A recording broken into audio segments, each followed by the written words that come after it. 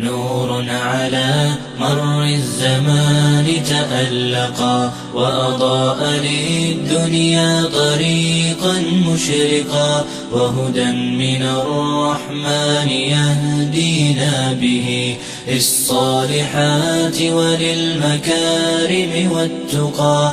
نور على مر الزمان تألقا وأضاء للدنيا طريقا مشرقا، وهدى من الرحمن يهدينا به للصالحات وللمكارم والتقى. هذا كتاب الله أعذب منهل أنعم به من مورد لمن استقى. قد صانه رب العباد بحفظه وحماه حتى لا يضيع ويخلقا. طوبى لمن حفظ الكتاب بصدره فبدا وضيئا كالنجوم تألقا، وتمثل القرآن في أخلاقه وفعاله فيه الفؤاد تعلقا،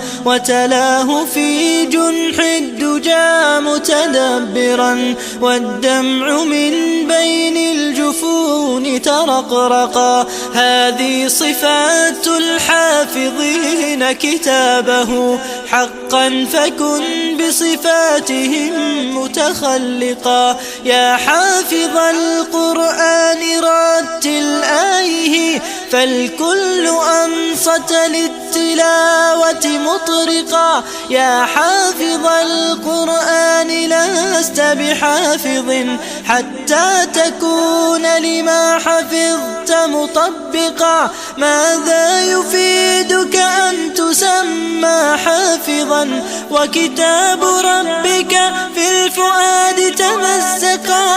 يا أمتي القرآن حبل نجاتنا فتمسكي بعراه كي لا نغرقا، ولتجمعي حول الكتاب شتاتنا حتى نزيل تناحرا وتفرقا، ولتجعليه محكما في أمرنا وثقي بوعد الله أن يتحققا. يا أمتي القرآن حبل نجاتنا فتمسكي بعراه كي لا نغرقا.